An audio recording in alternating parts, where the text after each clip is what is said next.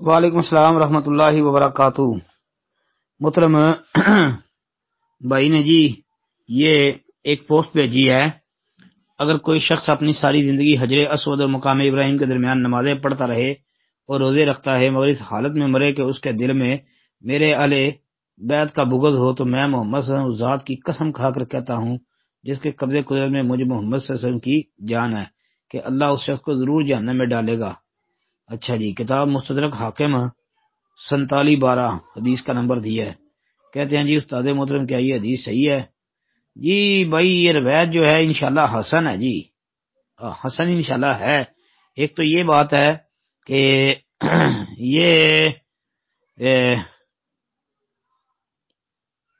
امام حاکم رحمۃ اللہ علیہ نے اس کو حسن صحیح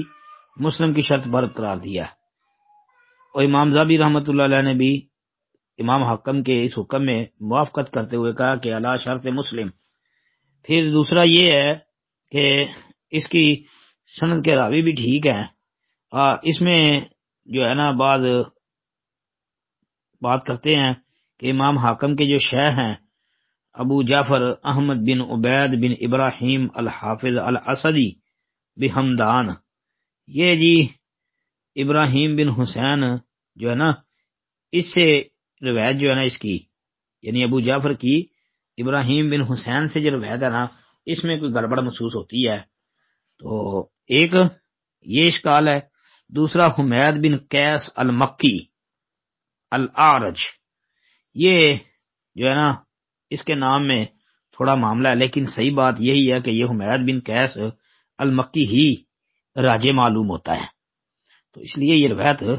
حسن ہے جی۔ مستدرک حاکم کے علاوہ یہ روایت السنہ امام ابن ابی عاصم کی اس میں بھی آتی ہے۔ شیخ البانی رحمۃ اللہ علیہ نے اس کی جو تخریج کی ہے نا، اس پر جو کام کیا ہے اس پر شیخ البانی رحمۃ اللہ علیہ نے کوئی کام کسی قسم کا کلام نہیں اس پر کیا، تو صحیح بات بھی یہی معلوم ہوتی ہے کہ یہ جو ہے نا روایت ٹھیک ہے۔ اور پھر اس میں وہ امام حاکم کے جو استاد کی اپنے استاد سے آگے جو روایت میں گڑبڑ محسوس ہوتی تھی وہ نقص یہاں سننا میں بالکل ختم ہو چکا ہے۔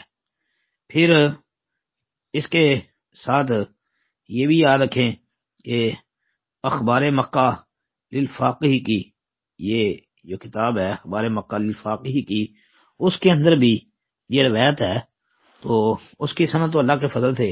انشاءاللہ حسن ہی ہے، کیونکہ اس میں حدثنا محمد بن اسماعیل قال حدثنا ابن ابی اویس قال حدثنی ابی ان حمید بن قیس المکی، یہ حمید ابن قیس المکی جو ہے یہ العرج، تو یہ بھائی انشاءاللہ صحیح ہے جی، حسن درجے کی حدیث ہے انشاءاللہ یہ۔ اس کے علاوہ بھی کئی کتابوں میں آتی ہے، تو انشاءاللہ یہ روایت حسن ہے۔ السلام علیکم ورحمۃ اللہ۔